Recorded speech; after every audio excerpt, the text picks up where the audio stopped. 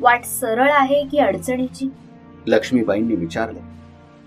पावसामुळे वाटेत बराच चिखल झालाय सरकार. शिवाय बरवास सागरमध्ये प्रवेश करण्यासाठी बेतवा नदी ओलांडावी लागते. ती नेहमी भरभरून वाहत असते. पावसाने तिला मोठा पूर कधीही येईल याचा भरोसा नाही. संदेशवाहक म्हणाला. तू आता आराम कर. आपल्याला सकाळीच निघायचे आहे. महाराणींनी त्याला निरोप दिला. दुसऱ्या दिवसाची सकाळ. रात्रीच सांगून ठेवल्याप्रमाणे दिवाण जवाहर सिंह, रघुनाथ सिंह 25 घोडेस्वारांसह मोहिमेवर जाण्यास तयार. मोतीबाई, काशीबाई यांनी हट्ट धरला. त्यांना नाहीतरी महाराणी सोबत नेणारच होत्या. सर्वजण बेतवा काठापर्यंत पोहोचले. नदी दुथडी भरून वाहतच होती. राणीने स्वतः आपला घोडा नदीत घातला. इतरांनी त्यांचे अनुकरण केले. बरवास सागरमध्ये पोहोचून राणीने खुदाबक्षची भेट घेतली. त्यांचे सांत्वन केले. नंतर विचारले. सागर सिंह सध्या कुठे असेल? तो समोरच्या जंगलात आश्रयाला गेल्याचे समजले. आम्ही त्याला शोधून काढू. तुम्ही चिंता करू नका. आराम करून तुमच्या शरीरावरच्या जखमा दुरुस्त व्हाव्यात म्हणून प्रयत्न करावा.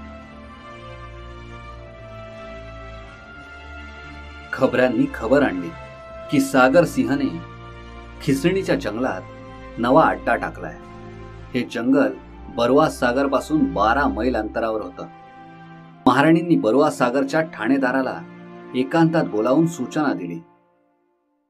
उद्या सकाळी आपल्या जवानांसह तयार राहा. जी महाराणीची. त्यानं हमी भरली. सकाळी सर्वजण लवकर उठून तयार झाले. महाराणी म्हणाल्या. आता आपण 2 तुकड्या करू. झाशीच्या जवानांची एक तुकडी असेल. ती दिवाण रघुनाथ सिंहांच्या नेतृत्वाखाली रावळीला छापा मारेल. दुसरी तुकडी आमच्यासह खिसणी जंगलावर हल्ला करून सागर सिंहाची नाकेबंदी करेल. योजना अंमलात आणली गेली. सागर सिंह कैद झाला. सागर सिंह कुवर असून डाकूगिरीचे हे निषिद्ध काम? महाराणींनी छेडले. महाराणी सरकार, बुंदेलखंड आमचे माता पिता, महाराज छत्रसाल आमचे आराध्य दैवत. त्यांच्या काळात हातात बंदुका आणि तलवारी घेऊन आम्ही त्यांच्या वैऱ्यांना पाणी पाजले. पुढे या भुऱ्या कातडीचे इंग्रज आले. आमच्यावर दबाव टाकू लागले. त्यांनी आमच्या शौर्याला ललकारले. आम्ही शूर सैनिकांचे डाकू झालो.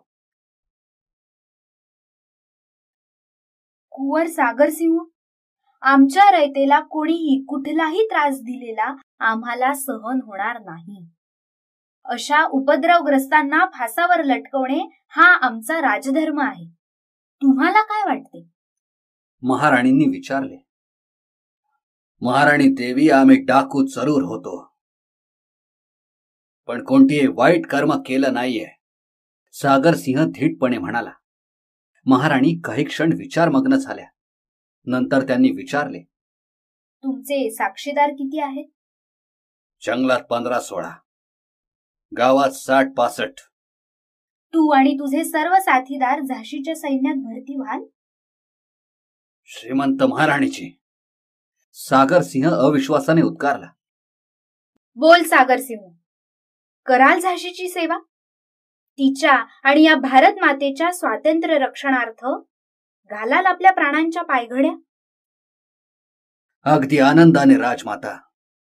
आमचे वंशज पिढ्यानपिढ्या यालाच आपला क्षात्र धर्म समजत आलेत. सागर सिंह म्हणाला. त्याला आणि त्याच्या साथीदारांना झाशीच्या सैन्यात समाविष्ट करण्यात आले. हा अंतर्गत प्रश्न मिटवताना महाराणींचे इंग्रजांच्या हालचालींवरही बारीक लक्ष होते. त्यांच्या गुप्तचर विभागात स्त्रियांबरोबरच पुरुषांचाही भरणा होता. स्त्रिया जवळपासची खबर ठेवत, पुरुष आंतरराज्य बातम्या आणि इतर महत्वाच्या घडामोडींच्या पाठलागावर असत. क्रांतिकारक भारतातील इंग्रजांना सारखे चकवीत होते. त्यांना योग्य नेतृत्व मिळाले नसले तरी सुरुवातीला स्वयंप्रेरणेने त्यांनी हा लढा चालू ठेवला होता. नंतर नानासाहेब, लक्ष्मीबाई, तात्या टोपे, बांद्याचा नवाब यांनी त्यांना मार्गदर्शन केले, पण तोपर्यंत योग्य वेळ बरीच हातातून निघून गेली होती. क्रांतिकारक जरा सैरभैरच झाले होते, कारण अद्यापही फारसे काही हाती लागले नव्हते. महाराणीकडे गुप्तचराने आणलेली बातमी चिंता वाढवणारीच होती. तो सांगत होता, महाराणी सरकार, आपल्या लोकांचा उठाव दडपून तो मुळापासून उखडण्यासाठी, तसेच क्रांतिकारकांचा बिमोड करण्याकरता इंग्रजांनी त्यांचा एक अत्यंत शूर सेनापती जनरल ह्यू रोज याला खास इंग्लंडहून पाठवलंय. त्याच्याबरोबर विशेष शक्तिशाली सेना येऊन पोहोचलीय.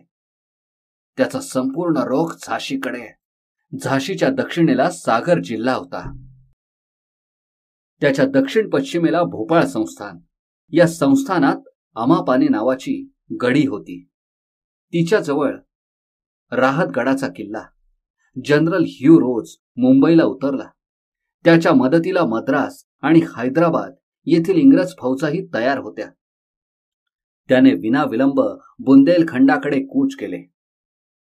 तो आधी सिहोरला येऊन पोहोचला. तेथून त्याने रोहट्स उर्फ राहतगड किल्ल्यावर हल्ला चढवला. किल्ला इनमीन 500 अफगाणी पठाणांच्या ताब्यात होता. इंग्रजांच्या बलाढ्य सैन्यापुढे त्यांचा कसा निभाव लागणार? त्यांनी किल्ला रिकामा करून दिला. पठाण शूर लढवय्ये, एकनिष्ठ आणि प्रामाणिक म्हणून प्रसिद्ध होते. झाशीच्या दरबारात आणि सैन्यातही त्यांचा भरणा होता.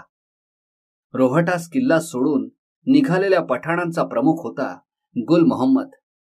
आपल्या लोकांना घेऊन तो सरळ झाशीला महाराणींकडे आला. महाराणीने त्या सर्वांना झाशीत सामावून घेतले. बानपूरचा राजा मर्दान सिंह याने झाशीकडे सरकत असलेल्या जनरल ह्यू रोजच्या सैन्यावर हल्ला केला. त्यात कॅप्टन नेव्हलीचा बळी गेला. पण एक एवढासा राजा एवढ्या मोठ्या इंग्रज सैन्याचा सामना कसा करू शकत होता? त्याचा पराभव झाला. अशा तऱ्हेने वाटेत पडणाऱ्या ठिकठिकाणच्या क्रांतिकारकांच्या विरोधाची धार बोथट करीत रोज सागरला येऊन स्थिरावला. तेथून त्याला झाशीवरची मोहीम हाताळणं जवळचे आणि सोयीचे ठरणार होते. येथून 24 मैलांवरचा राहतगड ताब्यात आलेला असल्याने युद्ध साहित्य ठेवण्याची सोय झाली होती. रोजच्या वास्तव्यामुळे सागरला एकदम जास्त महत्व प्राप्त झाले. उत्तर आणि पूर्वेत इंग्रजांच्या यश अपयशाचा क्रम सुरू होता. अचानक कुठेतरी ठिणगी पडायची. धुमसत असलेली आग प्रकट व्हायची. अंतिमतः हा संघर्ष यशस्वी होऊन इंग्रजांना आपला गाशा गुंडाळावा लागेल आणि इंग्लंडची वाट धरावीच लागेल, अशी वेडी आशा क्रांतिकारकांच्या मनात घर करून बसली होती.